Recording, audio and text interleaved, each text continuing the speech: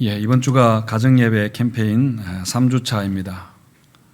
가정예배 캠페인은 가정을 신앙으로 세우는 사역이 얼마나 소중하고 얼마나 또 긴급한 일인가 하는 것을 우리 교인들이 함께 공유하고자 하는 그런 일입니다.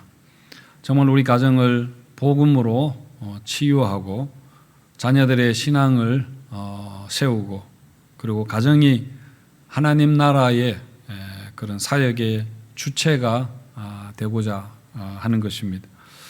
물론 이것을 실천하는 것은 쉬운 일이 아니죠. 그렇지만은 하나님이 이 일로 우리를 부르시고 우리를 도우신다 그렇게 믿고 여러분 믿음 가지고 열심히 또 기도해 주시고 함께 수고해 주시기를 바랍니다. 신앙 가정 세우기, 우리 가정을 신앙으로 세우기는 선교 사명적 교회 되기 안에 들어있는 것입니다. 우리가 선교 사명적 교회가 되기 위해서 그렇게 많이 기도하고 있습니다.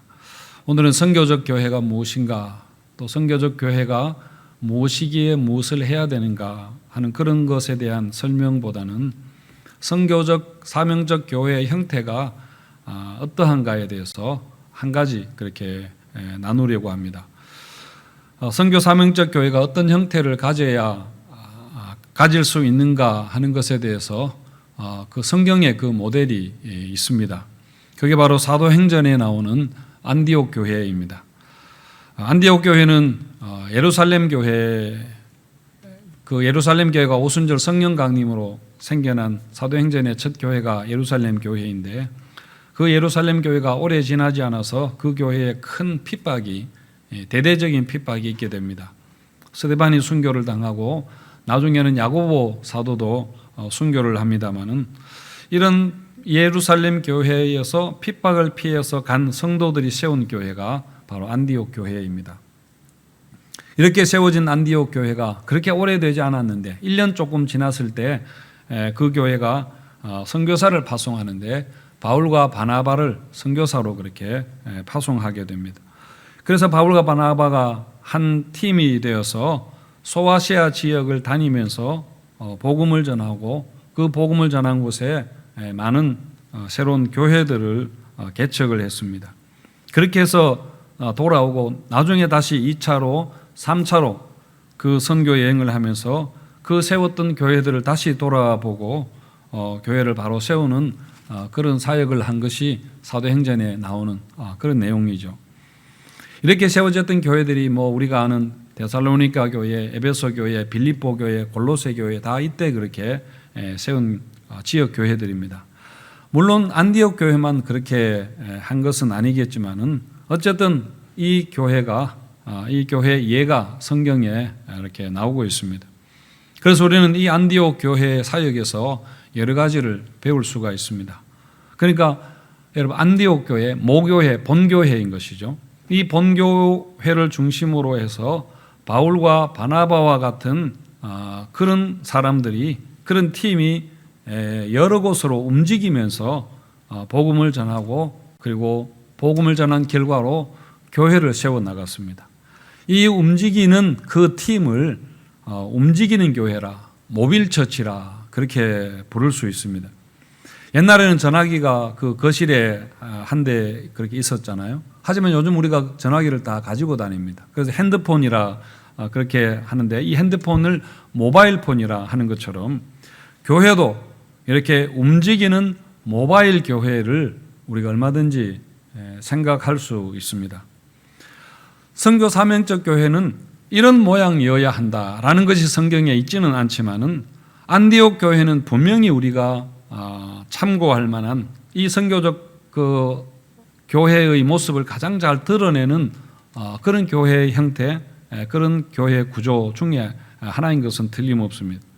그래서 좀 더 구체적으로 우리가 예를 한번 들어본다면은, 제가 가끔씩 말씀을 드렸습니다마는 수원에 대학교가 많잖아요. 아주대학교, 또 성균관대학교, 수원여대 같은 대학들이 많이 있는데, 이런 대학교 앞에 우리 교회가 중심이 되어서 카페를 열고 거기에서 정상적으로 커피를 팔면서 그 카페가 하나의 작은 교회의 역할을 하도록, 교회의 기능을 하도록 그렇게 하는 그런 것들을 우리가 생각해 볼 수 있다는 말입니다. 꼭 그렇게 하겠다는 것이 아니라 이런 식으로 창의적으로 교회의 모습을 교회 본질에 맞게 만들어 갈 수 있다는 것이죠.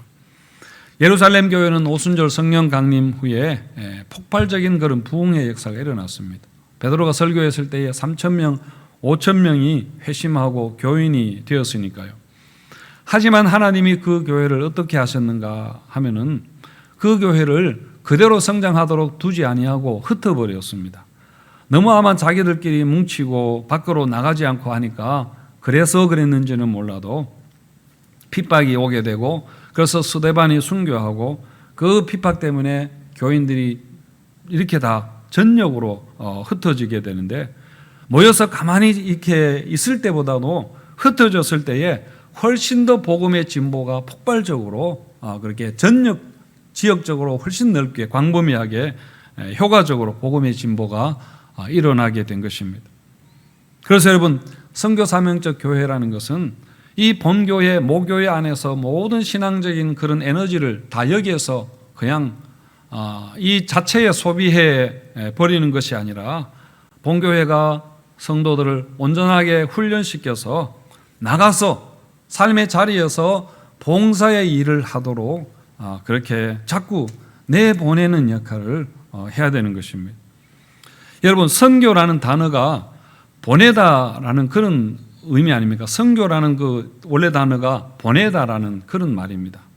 물론 해외까지 나가는 그야말로 해외 선교사들도 있어야 되겠지만은 사실 우리 모든 성도들이 여러분 전부 다 사실은 우리 삶의 자리로 하나님이 보내신 자들입니다. 우리는 다 그런 면에서 다 삶의 자리로 보냄받은 선교자, 선교사이고, 그래서 선교적 존재, 선교 사명적 존재, 그렇게 말하는 것이죠. 하나님이 우리를 부르신 것은, 우리를 구원으로 부르신 것은 우리를 보내시기 위해서 그렇게 부르셨습니다. 전부 다 우리 가정과 직장과 우리 관계와 회사와 다 우리 자리로 그렇게 다 보내셨습니다. 여러분, 보내신 것은 가서 해야 할 일이 있기 때문에 보내신 것 아닙니까? 우리가 감당해야 될 사명이 있다는 이야기입니다.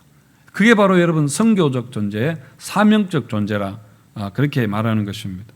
그래서 우리 모교회, 본교회, 수원서부교회가 여러분 든든하게 이런 일을 하려면은 정말 건강하고 든든하게 그렇게 서 있어야 되고, 그러면서 계속해서 그렇게 밖으로 보내야 그것이 가장 건강한 그런 교회입니다. 자, 그런 면에서 여러분 구역도 하나의 모바일 교회입니다.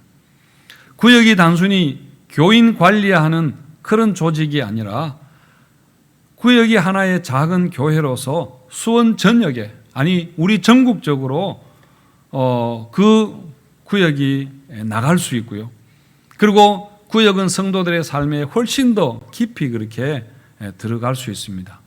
그렇게 하는 모바일 교회가, 작은 교회가 바로 여러분 구역입니다.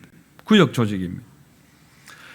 그런데 이제는 성도들의 가정도 이런 모바일 교회로 세워가야 하는 게 아닌가 싶어서 제가 이 말씀을 드리는 것입니다. 이번에 코로나가 오고 이런 필요성을 훨씬 더 절감하게 되었습니다. 이제는 정말 예배와 자녀들의 신앙교육과 교회의 사역들을 이 안에서만, 이 본교회 안에서만 모든 것을 다 이루어지는 거로 그렇게 생각하는 것이 아니라 구역과 가정이 이 일을 함께 감당하도록 정말 사역의 어떤 패러다임의 전환이 그렇게 필요할 것입니다. 가정예배 캠페인 3주차의 주제가 가정이 선교와 연결되다 하는 것입니다. 여러분, 여기에는 두 가지의 의미가 있습니다. 한 가지는 가정이 바로 선교지라는 것입니다. 어떤 의미에서 가정이 여러분 우리가 가야 할 땅끝일 수 있습니다. 우리가 가서 복음 전해야 될 땅끝입니다. 가정에 믿지 않는 가족들에게 복음을 전해야 하는 것은 여러분 당연한 일이죠. 우리가 정말 해야 될 일입니다. 그리고 또 가정마다 많은 문제와 어려움이 있을 텐데요. 그 가정의 문제를 우리가 신앙적으로 그렇게 또 복음으로 치유하도록 교회가 도와야 되는 것이고, 그래서 우리 가정에 하나님의 다스림이 임하도록 그렇게 해야 됩니다. 우리 자녀들 교육에, 부부 관계에, 또 모든 것에 하나님의 다스림, 하나님의 나라가 그 가정 가운데 이루어지도록 그렇게 하는 것입니다. 그런 면에서 가정이 바로 우리의 선교지다 하는 것이고요. 그리고 또 한 가지는 앞으로 가정이 선교의 주체가 되어야 한다는 겁니다. 선교를 교회 선교부에서, 선교사역원에서 그것을 다 이렇게 대신 하는 것이 아니라 가정이 여러분 우리 선교에, 구역과 가정이 선교에 참여하는 것입니다. 사실 이 선교사역원은 그것을 이렇게 지휘하고 프로그램하고 이런 역할을 그렇게 하는 것이죠. 그래서 여러분 가정 예배 드릴 때에 늘 이제는 선교사님들 위해서 가정에서 여러분 기도하는 겁니다. 그리고 또 그 기도하던 선교사님이 귀국을 하면은 가정에서 초대해서 식사하면서 그 선교지에 일어나는 그 재미있는 이야기들을 우리 자녀들과 함께 그 이야기를 듣는 것이죠. 그리고 또 이제는 가족 단위로 앞으로 코로나가 풀리게 되면은 선교지를 방문할 수도 있고, 여러분 그게 단기 선교 아니겠습니까? 또 크리스마스나 추수감사절이 되면은 선교사님들에게 선물 상자를 보낼 수도 있고, 또 카드를 보내는 것도 너무 많은 도움이 되겠죠. 이렇게 하면 여러분 가정의 자녀들이 어려서부터 세상을 바라보는 그런 시야가 여러분 달라질 것입니다. 세상을 넓게 보고 정말 이 선교적인 비전을 가지고 우리 자녀들이 자라가게 될 것입니다. 이런 비전을 심어주는 것은 여러분 분명히 필요한 일입니다. 물론 아까 광고에 말씀드린 것처럼 해외 선교사님들뿐만 아니라 국내에 협력하는 그 농어촌 교회, 미자립 교회들과도 우리가 이런 관계를 가지면은 그 교회를 얼마든지 도울 수 있는 것이죠. 여름에 한 가정이 거기에 가서 여름 성경학교를 도와줄 수도 있고요. 이렇게 서로 교회가 또 연결하는 것입니다. 선교적으로 이렇게 연결하는 것이죠. 이번 주에 가정예배 캠페인 실천사항이 기도, 선교사님들 위해서 기도하기인데 여러분 꼭 한번 실천해 보시기를 바랍니다. 이렇게 우리의 가정이 선교의 주체가 될 수 있다는 말입니다.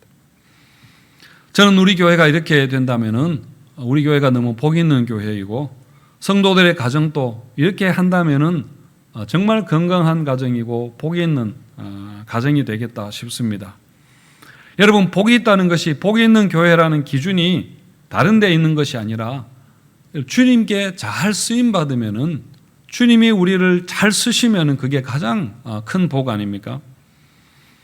주님이 교회를 세우신 분명하고 긴급한 그런 목적이 있습니다. 그 목적, 하나님이 교회를 세우신 목적을 우리 입장에서 보면은 그게 우리가 감당해야 될 여러분 사명인 것이죠. 그게 바로 선교적 사명이라는 것입니다. 이 사명을 잘 감당하도록 하기 위해서 신앙과 교회에 대해서, 신앙이 무엇이고 교회가 무엇인가에 대해서 우리 성도들이 잘 이해를 하셔야 됩니다. 다르게 이해를 해야 되고요. 그리고 교회의 하는 사역과 교회의 조직도 이 사명을 잘 감당하도록 그렇게 준비가 되고 갖추어져야 되고, 그리고 또 실제로 그런 사역을 통해서 열매가 있고 성과가 있을 때에 주님께서 그 교회를 인정하시고 축복하실 것입니다. 여러분 미국이 아프가니스탄에 군대를 세우기 위해서 천문학적인 돈을 투자했는데 그 돈이 미국이 의도했던 대로 전혀 사용되지 못했잖아요. 중간에 다 개인적으로 착복해버리고 오히려 탈레반에게 미국이 주었던 군수물자가 다 넘어가 버렸습니다. 그래서 실제로는 이 아프가니스탄의 그 군대가 전혀 전투력이 없는 있으나마나한 군대였습니다. 나라를 지키는 것이 아니라 나라를 팔아먹는 군대였잖아요. 하루아침에 적에게 나라를 넘겨버리는 정말 부실하고 무능하고 허약한, 정말 있으나마나한 그런 군대였는데, 여러분 교회가 하나님 나라의 군대로서 이렇게 되면 안 된다는 이야기입니다. 이렇게 부실하고 무책임하고 무능한 그런 군대가 교회가 되어서는 안 되는 것이죠. 여러분, 복 있는 가정도 마찬가지입니다.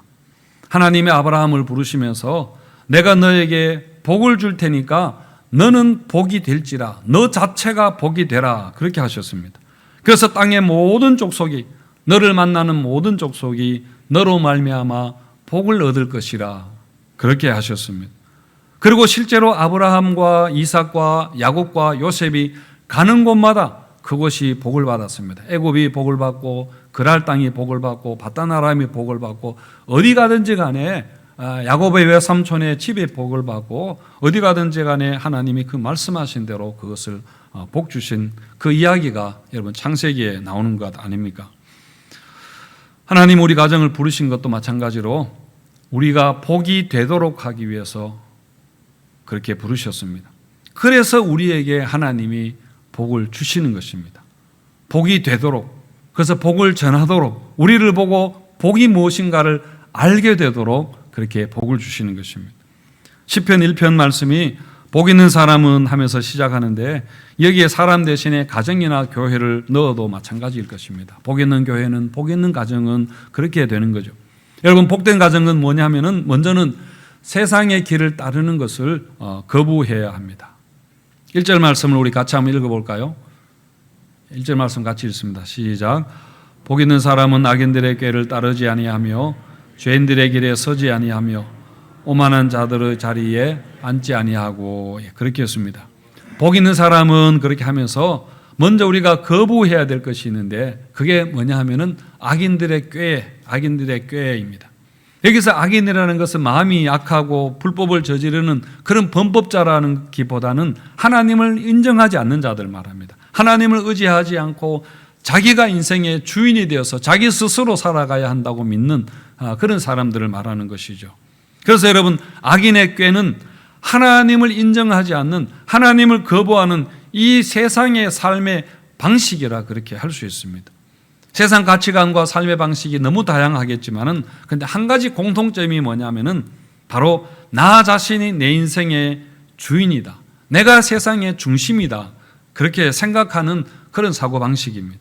그러니까 자신의 번영이, 나 자신이 잘 되는 것이 삶의 목적이 되라는 것, 그것이 바로 세상의, 여러분, 악인의 꾀, 세상의 가르침인 것이죠. 누가복음 12장에 나오는 어리석은 부자가 바로 그렇습니다. 그 부자가 부당한 방법으로, 나쁜 방법으로 재산을 모았다고 하지 않습니다. 나름대로 열심히 일한 대가로 부자가 되었겠지만은, 그런데 하나님은 이 부자를 보고 어리석다, 악하다, 그렇게 하셨거든요. 왜냐하면은 이 사람은 자기 자신밖에 몰랐습니다. 그러니까 자기가 열심히 해서 되면은 그게 영원히 잘 되는 줄로 생각하고 자기가 자기 인생의 주인이라고 그렇게 착각했기 때문입니다. 이게 여러분 악인의 삶이고 악인의 운명이고 악인의 삶의 방식입니다. 그래서 우리 가정이 복된 가정이 되려면은 이런 삶의 방식을 따라가서 안 된다는 이야기입니다. 악인에게 세상의 교훈을 따르지 않아야 하고, 그리고 가정이 여기에 이용되지 않아야 됩니다. 가정이 이런 세상적인 가치관에 성공하는데 이 가정이 도구로 이용되지 않아야 합니다. 여러분, 대신에 복 있는 가정은 하나님을 따르는 가정입니다. 하나님의 길을 따르는 것입니다. 2절과 3절 말씀도 우리 같이 한번 읽겠습니다. 시작. 오직 여호와를 율법을 즐거워하여 그의 율법을 주야로 묵상하는도다. 그는 시냇가에 심은 나무가 철을 따라 열매를 맺으며 그 잎사귀가 마르지 아니함 같으니 그가 하는 모든 일이 다 형통하리로다. 예. 복 있는 가정이 되려면은 세상의 방식을 따르기를 거절하고 차별화하고 대신에 하나님의 길을 따라 살아야 합니다. 우리가 하나님의 길을 따르기 위해서 적극적으로 많은 노력을 해야 할 필요가 있습니다. 그 중에 한 가지가 여러분 가정예배이죠. 우리 이 가정은 하나님만을 섬깁니다, 그렇게 고백하는 그 행동입니다. 그리고 세속 예전에 대항해서 가정 예전을 계속해서 세워나가는 것입니다. 추석 명절에 제사 지내는 대신에 우리가 가족 예배를 드리는 것이나 결혼식이나 장례식이나 이런 모든 가정의 대소사에 신앙적인 의미를 그렇게 부여하는 것이죠. 요즘도 우리 교회 자녀들이 태어나면은 교회에 처음 나올 때에 와서 기도받고, 그리고 온 교회가 그 아이를 환영하고 기뻐하고 하나님께 감사하면서 그렇게 첫 예배를 드리는데 우리 교회에 너무 좋은 전통이라 그렇게 생각합니다. 분명히 이것이 우리가 세워나가야 할 그런 가정 예전입니다.